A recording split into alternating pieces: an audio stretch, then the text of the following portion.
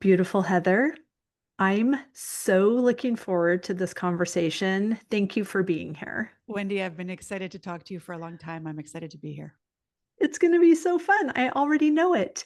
But let's start with the question that I am dying to know the answer to, and that is, how are you saying yes to yourself in this season? In a lot of ways. Yay! I am in a bit of a transition with professionally, which because I'm in the middle of it, I'm not going to get into details about all the ins and outs. Yeah. But because of that transition, I have to, with every decision that I make, I have to really think, how does this serve me? How does not this not Mm. serve me? What do I really want here? As opposed to, I have a process in my second book about making decisions. And one of the steps is know who's deciding. Is it Mm. my friend's voice? Is it my partner's voice? Is it my parents' voice? Or is it the elegance inside of me that's really choosing? And so I'm working with every step of these decisions to say yes to the elegance inside. And it's made it a lot of fun. Oh my gosh, that language. It's just dreamy and inviting. Say more of what the elegance inside of you. I mean, I have chills. It's so good. So I love words. I'm obsessed with Hmm. words and I have always loved words. I'm a big reader and I've always just thought that words are magic. Maya Angelou thought that words were magic. And if people used words she didn't like in her home, she would make them leave because she believed that words would get into the Yeah. walls and like live in the Hmm. house. Your And word is your wand. absolutely. And so I have an app on my phone and I will often look up the root of a word to make sure that I really know the magic, because we sometimes use words and we don't know what they mean.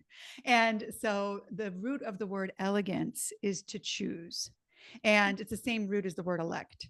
And I believe that our choices make our life and therefore our elegance makes our life. And I think that there's a part of us inside that chooses what to believe, what to do, what to think, how to act, who to love. And I call that part of me my elegance. And when I'm quiet, it's also sort of the angel in the marble, and this is another story, but when Michelangelo was carving the David, someone asked him how he did it. And he said, I carved until the angel was set free. And I Mm. think that we have to take away other people's expectations, old things that we believed about ourselves, things that we don't think are possible for ourselves, and kind of remove all of that so that that part of us that chooses from the best part is allowed to choose. So that's kind of the elegance inside is all of that wrapped up in the idea of choice. Oh, it's so beautiful. And as I said, so invitational. Of course, it's everything that this podcast is about, it's everything that I'm living. And I only can speak to my own experience. And in my experience, it was awkward before it was elegant. And Yes. it was an unlearning coupled with new learnings. And it's been at times a bumpy road, and it's all going in the direction I want. It's all going, towards my highest and best. But I think that your process and the way that you've outlined it in just this explanation, but also in your book, allows for an easier ride, a more comfortable ride without making us feel wrong about, oh, I'm choosing me and it feels good and it's easy and I'm having great success. And is that okay? Yeah. Yeah. I think that, again, with Maya, I love Maya, but didn't Yes, expect to bring her up a bunch of times. But that's she okay. had that quote, when you know better, you do better. And I Yeah. think also when you know better, you choose better. Hmm. One of the things in this period of transition, I look back on all the choices I've made over the past 5 years or so, and especially the last 2 years, which have been rougher for me, and how each choice has gotten me to this place that feels really, really good. And so I think that sometimes we can be impatient with change and Sure. getting out of those bumpy, awkward places. And I think that to remember that it's choice by choice. Hmm. When you choose yourself and choose sometimes what's uncomfortable, sometimes choosing what's hard. And you're choosing your reasons and knowing your Right. reasons, then you really can, in time, end up in the place where you want to be. Absolutely. How did you and how do you counsel other people to navigate choosing themselves and f- that feels good. It feels good to choose ourselves. The uncomfortable piece is kind of the fallout of those choices and how other people interact or are affected with those choices. And I'm asking because I am recently completed a 22-year marriage and a 3.5-year divorce, which Wow. is Yeah. like, Yeah. yeah, that was a long time. Yeah. And I'm obsessed with the woman that I became in that process. And I'm so happy and I'm believe that I am modeling one yes after the other to my daughter, to my community, to these podcast listeners. And I'm also mindful and aware of some of the resistance that comes when we're first saying yes to ourselves, when we're first practicing. Like I said before, we hit record that this is the most fun and fabulous thing of all the fun and fabulous things I do, this podcast. But one of the other things I do is I lead culinary trips to Paris and to France for solo female travelers. That is dreamy, dreamy, dream. Like there's nothing, nobody says, why are you going to Paris at Christmas or why are you going back to France? Because that's a silly question. And yet, I feel, sorry, this is such a long question. I feel like in a woman's world, sometimes we need all of the stars to align and zero people to be impacted by us doing the thing we want to do before we will say yes to ourselves. Yeah. So a couple things. I don't think the preface to your question was that it feels good to say yes to ourselves. I don't think it always does. I Mm, think that sometimes it feels bad because we're used to not letting other people down, and the yeah. comfort of saying yes to others and sort of pushing down our wants. It's more comfortable. It's especially if what's what you're used to. But I talk a lot about belief and how to build a belief. And in my Yeah. work, I have a belief triangle. And one side of and this triangle applies whether you want other people to believe you or whether you want to believe yourself or believe in yourself or build that with yourself. One side is the believe you piece. When you make a promise, you keep it. When you set an expectation, you meet it. And you do that for others, but you also do that for yourself. So that if you promise yourself that you're going to take that trip to Paris and then someone else's expectations get in the way, you still take that trip to Paris because you want to have credibility with yourself. And then the Yes. believe in you piece is sort of that's the second side of the triangle. And that's sort of the your talents, your experience, your passions, like all it's sort of like a resume. And then the foundation is whether it's others, it's believe that you can help them. When it's Mm. you, it's that believing that you have your own back. And I Mm. think that what you're talking about, we have to have credibility with ourselves before we can really have credibility with others. And that means that we have to show ourselves that we do have our own backs. Because without that knowledge, it's very difficult to present as credible to the outside world. And I think some of that comes with experience, and some of that comes with age, and some of that comes with 22 years of marriage and 3 or 4 years of divorce. But I think that with all of that, and with continuously choosing to build that belief, it Yeah. starts to become more comfortable. Yeah. Right. And familiarity. It becomes, it's familiar to um hand over our power. It's familiar to as you said, quiet our own desires and our own beliefs because we also want to be in service to other people and not have other people feel uncomfortable. And it's interesting, you mentioned comfort in that. And I think it can also be uncomfortable, but familiar because it's our practice. And when we're breaking out of that habit, it mastery comes from repetition. So how was it for you in changing these beliefs or creating new practices that were in alignment with these new beliefs you were creating? Um, there are times still today where it is difficult. I think one of the things that I have landed on is that everyone is better when I am delighted. Um, Yes, yes, yes, yes. Agreed. I think that, I talk a lot about, especially to women, about advocating for themselves. Yeah. And it's a 3-step process. You have to know what you want. You have to Mm-hmm. ask for it out loud and with delight and master the Yes. art of the ask. I think My that when I'm gosh. resentful because I'm putting other people first, or I'm frustrated because I'm not getting what I'm giving, or I'm angry, or I'm bitter, all of those things, everyone suffers. My partner would far more be happier if I come home at the end of a long day delighted than Yeah. if I'm home all day cooking, which I don't do, but like making home, and I'm not in delight, I'm resentful about it. Right. My partner is he's going to be far more happy if I am delighted. And so I think that when we recognize that our job is to be delighted, it doesn't mean that Yes. everything's like rainbows and butterflies, but our job is to be the lighthouse, that we start to recognize that making those choices serves everyone, not just us.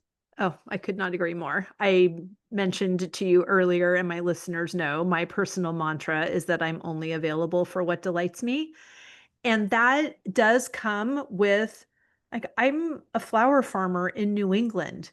I have chores. I have a lot of chores, Right. but I am delighted by the fact that I am a flower farmer in New England. So those chores support the overall picture of what delights me. And so I find delight in the work of my hands.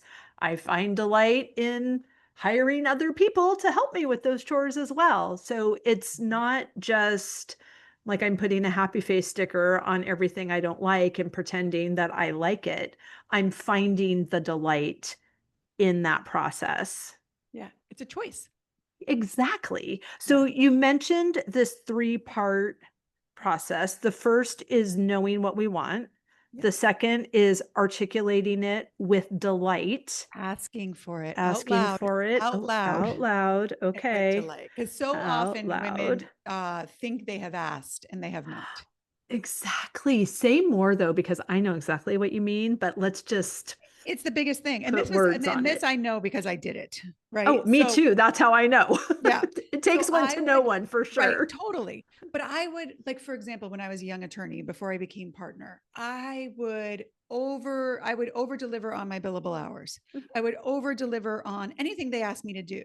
And then when it came time for reviews, I would just expect to get a raise. I wouldn't ask for a raise. I wouldn't like send an email laying out, over time I learned, but laying out all the reasons I deserved a raise.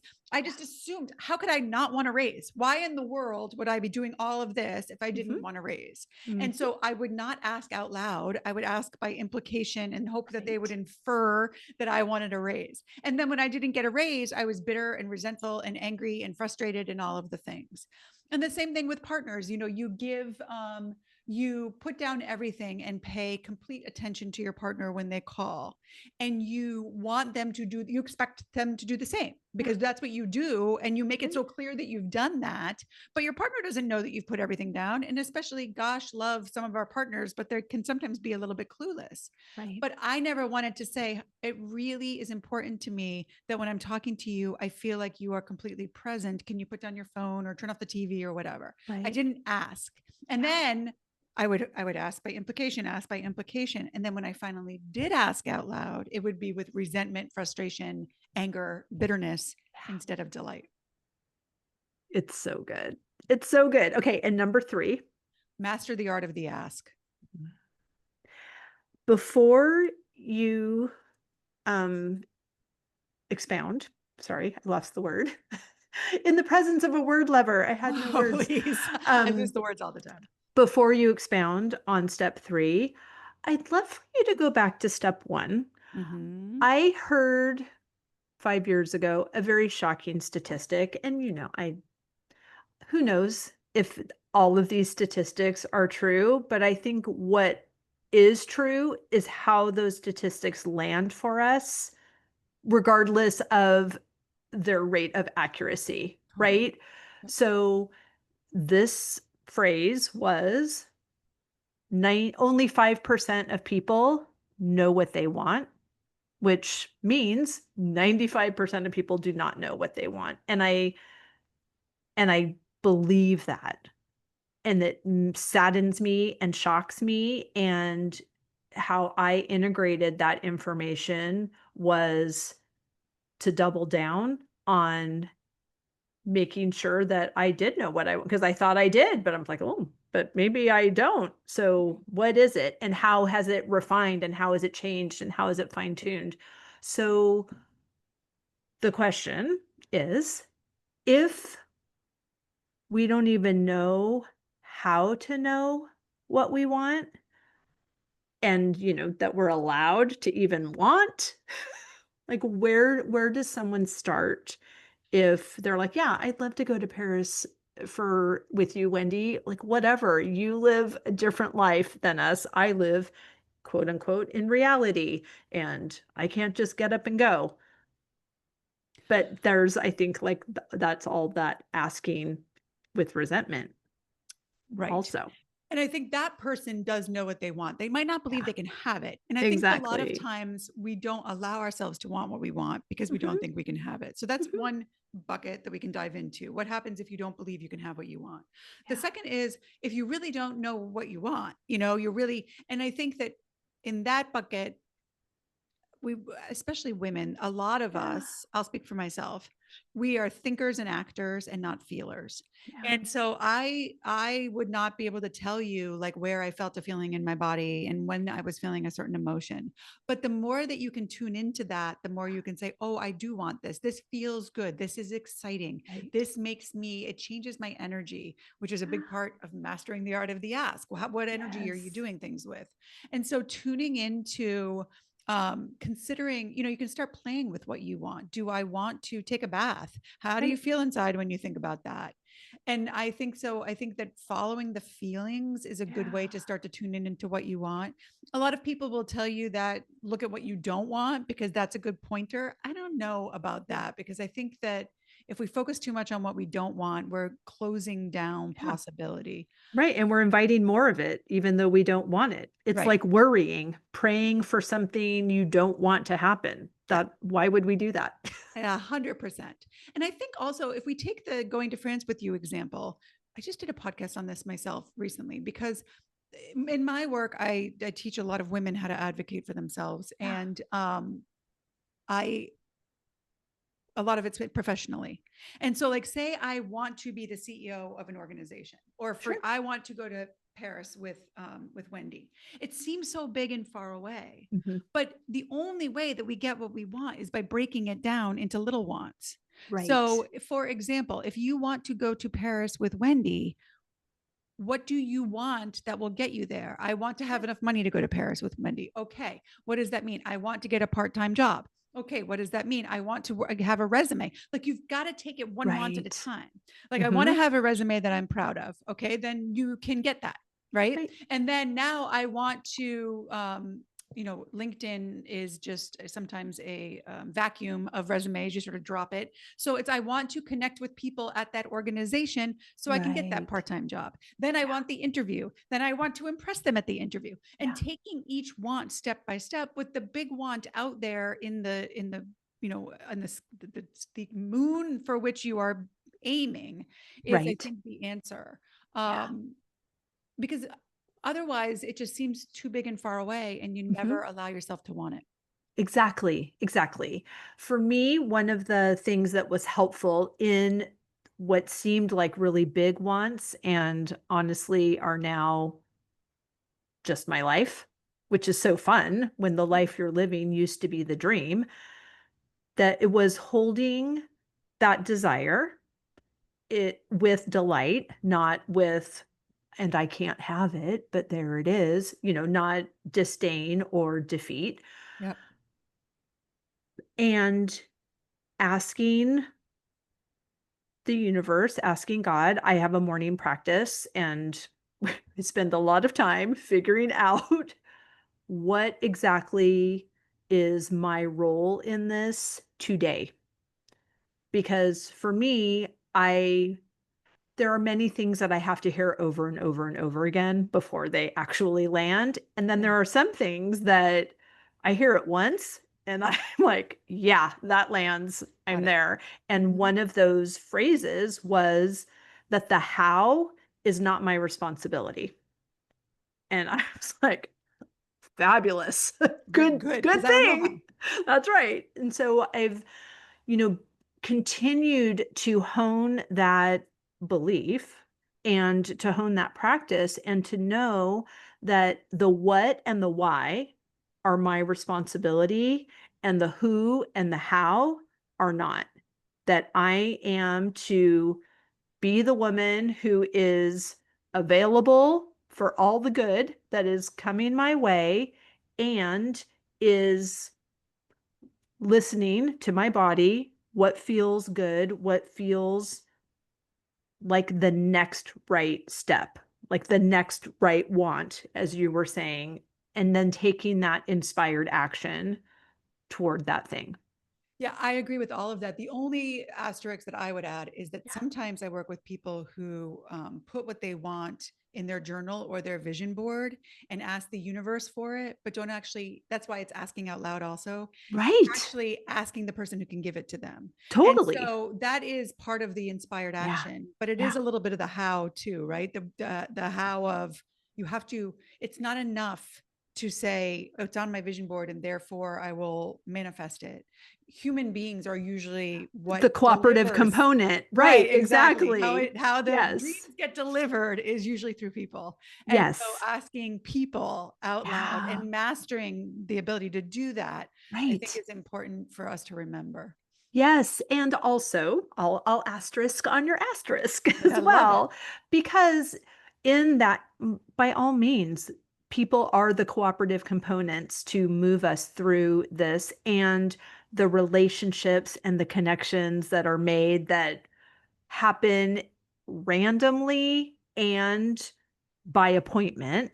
Like I would say, so, well, I would say every single woman that I interview for this podcast, there is a beautiful nugget or 100 nuggets that Yeah. I needed to hear in this moment for this moment. And then it's not even hitting the ears of our listeners for several weeks following, and yet Mm, they are hearing it at the exact moment. So we're all like going to get what we need when we need it, but it's yes. that availability and that taking the inspired action to listen to a podcast or ask for an interview on someone's podcast or have a conversation or say the thing that you want and then to be unattached to how it lands with that particular person. If I said, "Oh, I want this thing," and the only way that that can happen is if I get on Heather's podcast. Well, then that all of a sudden makes Heather my source. Right. And if Heather doesn't have space on her calendar, then I'm like, well, there we go. Now I can't have the thing I want. Mhm. So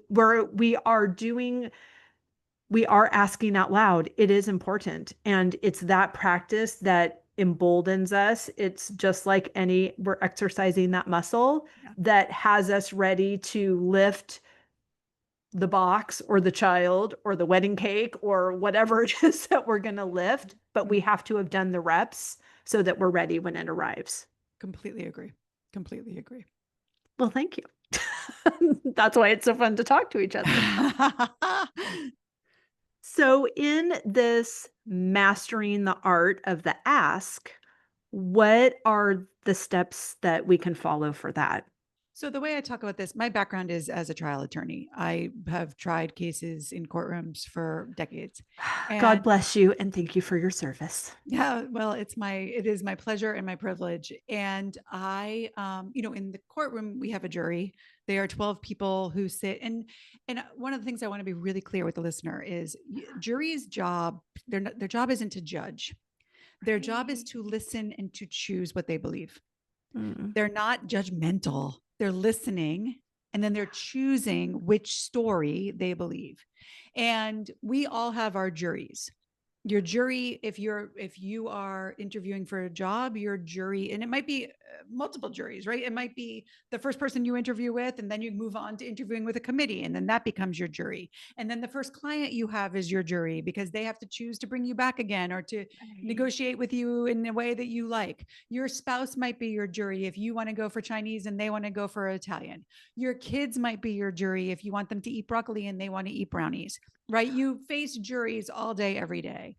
And a big part of mastering the ask is knowing your jury, Yes. understanding what is their pain and how does what you're asking for help their pain or give Mm. them pleasure Right. or make them happy. And then asking in a way, some people on my juries might be very black and white engineer types, and they need to see the data and they need to see graphs and, God forbid, spreadsheets, right?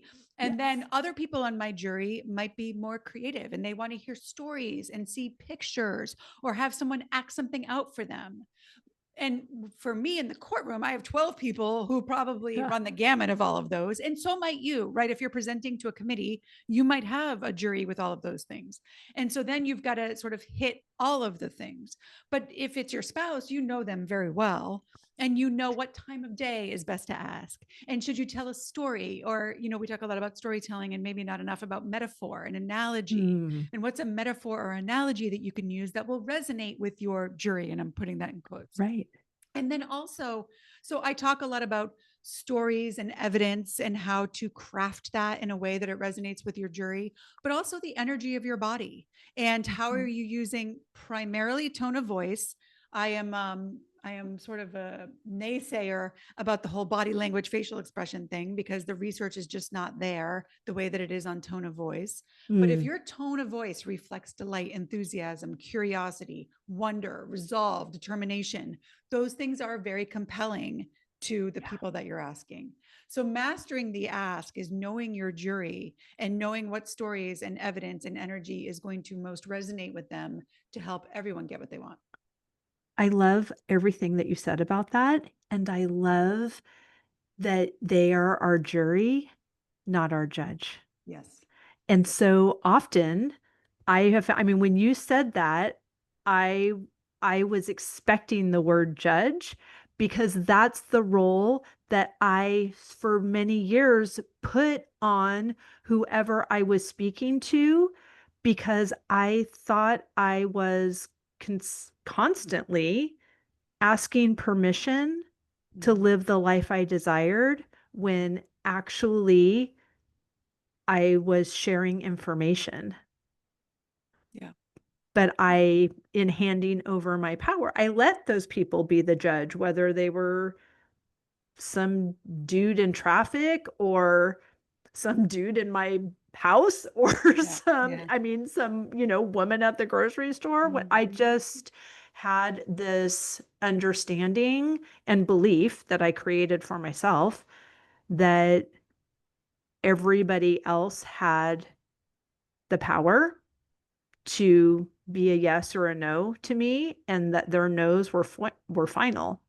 I mean, I'm the firstborn daughter Me too. of German descent, Mm-hmm. so no means no, and it's not up for negotiation and there's not continuing to ask. There's just, oh, okay, then I Yeah. guess we're not doing that or I Right. can't have that or I did live the majority of my life. I mean, until 5 years ago, almost 6 years ago, thinking that I was allowed to want things, but I wasn't allowed to have them Mm. unless somebody gave me permission. So I was a great dreamer because that was my own little personal, no one could take that away because it was inside of me. But Mhm. once I said it out loud or asked for something and got any like pushback or no, I don't want to do that. And that just made me believe, oh, okay, well, you're in charge apparently because Yeah. everybody else is in charge. And it's just fascinating when I say that now. I'm like, oh my gosh, I don't know if I could be friends with myself because that's so sad. The woman that I am now is not like that. Yeah, I think it's funny because one of my friends who's also a lawyer reached out to me and she's like, I love the 3 steps and I use them all the time, but what happens if they say no? And I said, you know what? There's really a fourth step, which is to repeat. Ooh, love because it. because you know, there are times when other people, if I want a job or I want to go for Italian and I want my partner to come, Right. a no can mean you're not getting what you want. Like that's just life. It's the truth of things. Right. But I think that one of the things that's very helpful in those situations is to ask why, and more importantly, what would need to change in Ah, order for me to get that thing. What One of the things I often talk to my clients about is, what evidence would you need to see? I want this promotion. yeah. And the answer is no. What evidence would you need to see in order for me to get that promotion? What KPIs? What Yeah. specifics would you need to see? And if the person can't answer, then that's a good sign that you're probably never going to get what you want in that role or in that space. And you Mm-hmm. might need to find a new jury. But if the person can answer and say, well, you would need to bring in more clients, or you would need to have a different standard of work, or you would need to be a better leader. I mean, whatever it may be. Now you have something to look to and to collect and Right. create evidence so that you can come back and say, okay, it's a time for this conversation again. You said you needed to see this. I did this and I did this and I did this. Where do we stand now? So I think that there are times when other people, their yeses and nos impact our lives. But it doesn't mean that if you get a no, you just take your ball and go home. It Mm-hmm. means that you find out, how do I regroup and stay in delight and ask again? Yes. Yes. And how do I do that not using childlike behavior, even though that's where it started? Yeah. But I can see, sometimes I guess it's where, wherever we had that first experience, it set some sort of standard or precedent for us that we can almost go back to, well, I guess that's it. I guess I do have to take my ball and go home when and not being really aware of our agency. Yeah. And I think that society plays a role in that. I think that, um, I, there's a lot of things that are different for women than they are for men. Mhm. Women, when we're negotiating, there's a whole lot of ways in which Yeah. women negotiate differently than men. And when women negotiate like men, they're often penalized for it. Mhm. And in medicine, which is a big part of my legal practice, women are often, their complaints are not paid attention to by physicians. Mhm. And so there's a lot of ways in which society has sort of taught us that we shouldn't be asking, or we shouldn't ask again, or we should Yeah. just be good and get what's due to us. And so a lot of this does come from childhood, and it also comes from current times, what's happening in Right. society today. Yeah. And so it is challenging. But we're tough. Yes, we And are. my book's called The Elegant Warrior. We're Yeah. elegant, but we're also warriors. And Mhm. sometimes you have to, step up. Right. And I think that that's where the component of delight works Yeah. because it can energize us and remind us why we want what we want, which is helpful when we are on the repeat on step 4, Yeah. where we are asking again and course correcting what is necessary on our side, but not turning ourselves into a pretzel so somebody else is more comfortable at the same time. Yeah. Yeah. And I think ultimately we want to be of service, right? Yes. And I don't mean that like that in like a, oh, may I have another, like that type of thing. But we Right. want No, our in skills. contribution. Yes. And we want our skills to serve the world. And so Yeah, part of the delight is knowing that if I get this thing, I'm going to be of service to you. If I get this, right. if I get to Yeah. go to Paris with Wendy, I will be an asset to all the other women there, and they'll learn from me, Yeah. and I'll learn from them, and I'll support Wendy's mission. And I will be coming back and sharing it with my friends, and I will be of service. And so we can take delight in that. And when we get the Yes. no, instead of saying, well, that's just the end of it, to say, well, what do I need to do to be able to get that yes and be of greater Right. service? Right. It's such big work with simple steps. Yep. Yeah. And it's fascinating because I think everything that we want is on the other side of courage and on the other side of shifting our practices or reminding ourselves that we belong at we have a seat at this table, or maybe I'm in the wrong room. Mm-hmm. Yeah. Yeah. I think that that's right. I think that it is. And sometimes you're in the wrong room until you're not. Yeah. It's funny because I've made some big changes in my life over the years, and people have asked me, how did you do these major things? And most of the time, Wendy, it wasn't a leap. You know, that whole leap and the Right. net will appear. Yeah. Most of the time, I often said when I was a guest on podcasts and going through Yep. some of the things, I said, it wasn't a leap and the net will appear. It was more like I was in a potted plant and I was going into another plant, another Yep. pot, and I was creeping.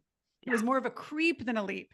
Yep. And I think that a lot of times, like if you want to get in that room, sometimes it takes a creep. It's not a leap from one pot to the other. It's this Right. little like creep into the next room. Yeah. I, I struggle with patience. I struggle with it in the day to day when I'm standing in lines. I struggle with it in the big things.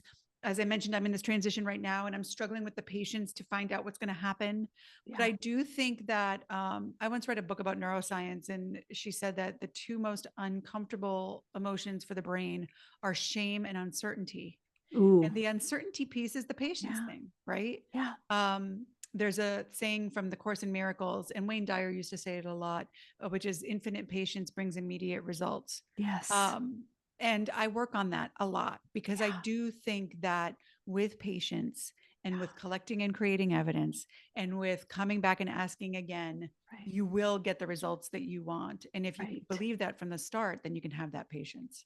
Yes, I could not agree more. I am also a student of A Course in Miracles, so I'm Love it. delighted that you Love it. have brought that up. I've just Love it. begun my 4th year of it. Oh my gosh, Wendy, that's so impressive because as you know, many of us have the book, have started it, but have Yeah. never finished it. It is a challenging course. So Mhm. good for you for Oh, getting that far. thank you. It's really a beautiful practice for the listener. I've talked about this many times, but the first half of the year is dismantling a thought system based on fear, and the second half is rebuilding one based on love. And of course, the first part of the year is a little rocky because it's challenging a lot of belief systems and what I see the evidence of my belief system at work all around me. Mhm. And what I have found is an interesting transition is going from day 365 back to day one, Yeah, I would imagine. because like, oh, damn it, I thought I already did this part. Ugh. But it's like we're on this slinky and we keep coming around to the same things, the same lessons or opportunities to grow that seem very familiar, but we're up another level every time we come around. And so the view is a little different. So Yeah. even as you were talking about knowing your jury and mastering the art of the ask and what to do when you get a no.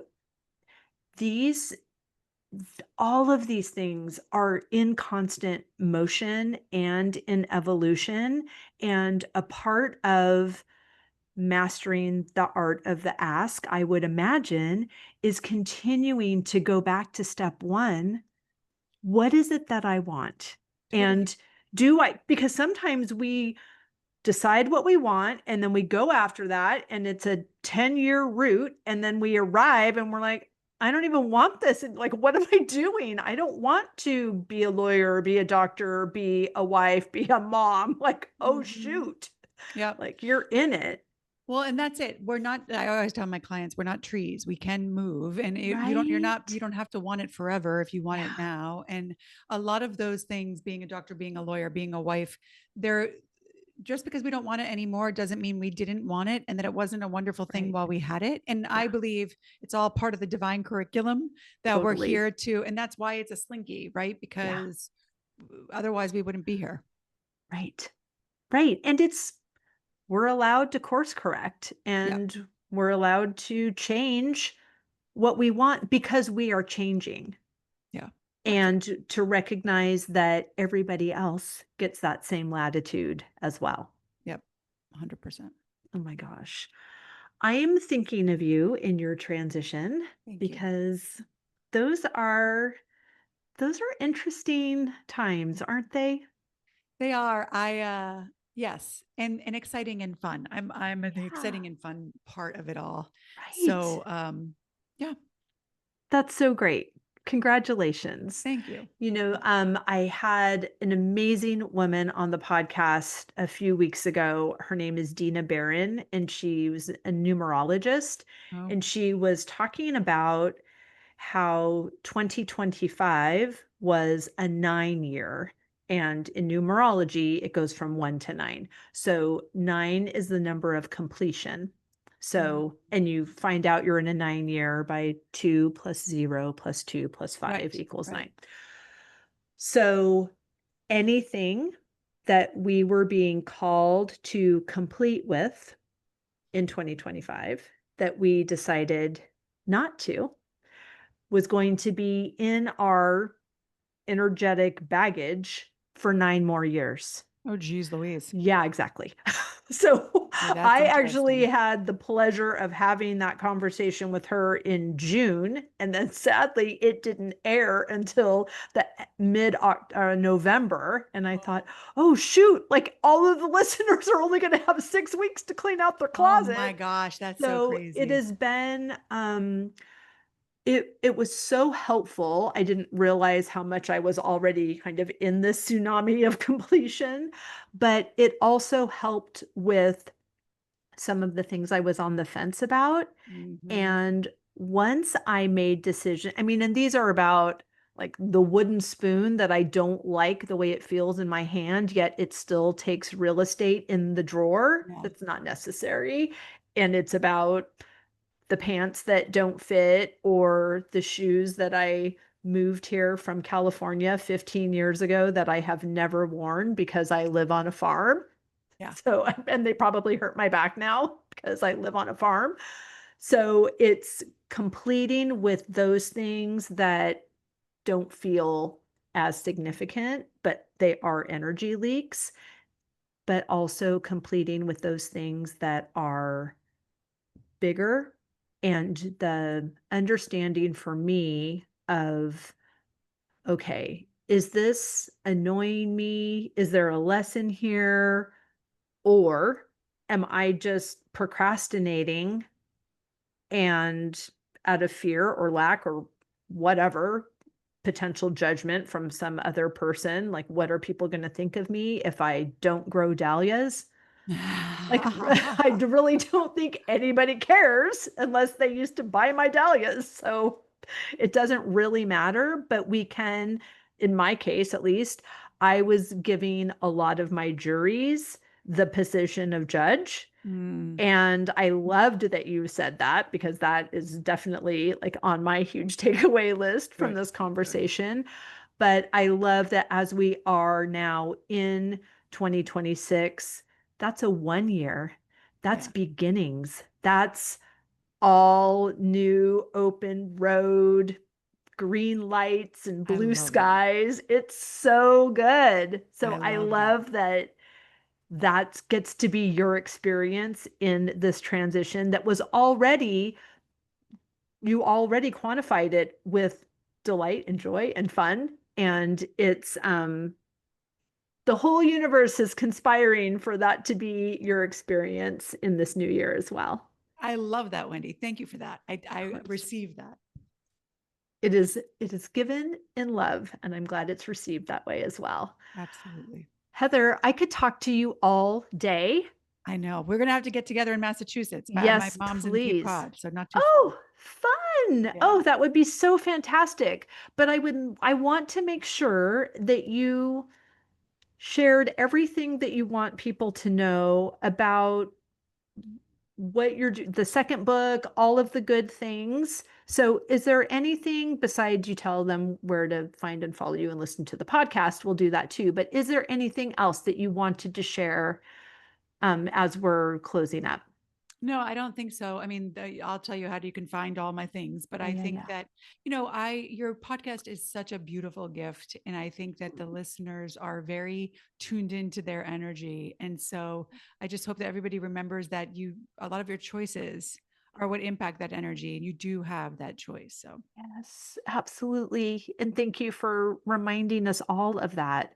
I was on a podcast earlier this week, and it was so fascinating because the woman didn't know me, which makes sense since I don't know the people that I interview either. But she asked me so many questions about how I knew it was time to complete with my marriage. And that was like 4 years ago. Mm, And it was so fascinating to go back and tell the story from how I remember it and to recognize just the different woman that I was. I just didn't even know. The whole idea of agency eluded me. mm, I wasn't mad that I had all these dreams, but didn't think I was allowed to have them because no one was giving me permission to live the life I wanted. I just thought, like you waiting, wanting the promotion. I just thought, well, if I'm just good and I keep making all these gorgeous dinners and being such a generous giver, that it would be obvious that all these other people would want to give to me as well. mm. So it's been amazing to see how I have followed the steps in your book and how it has manifested into the woman that I am now. And I'm so happy that these are in book form so someone doesn't have to take 6 years to It get there. takes what it takes, right? It does. It does. But thank you so much for your generous, really life altering work. Thank you. Thank you. Thank you. It's so good. So please tell everyone where they can find and follow you, how they can listen to the podcast, get their hands on the book, everything. My website is beliefbuilders.com. And so there's links to all of the stuff there. But I'm also on Instagram. I am An Elegant Warrior. My podcast is The Elegant Warrior, and the book is The Elegant Warrior. So all of the elegant warriors out there, that's where you find it. Oh, it's beautiful. We will be rushing to all those links, I'm sure, and they will be down in the show notes. Thank you so much, Heather. This has been a delight. Thank you, Wendy. It really has.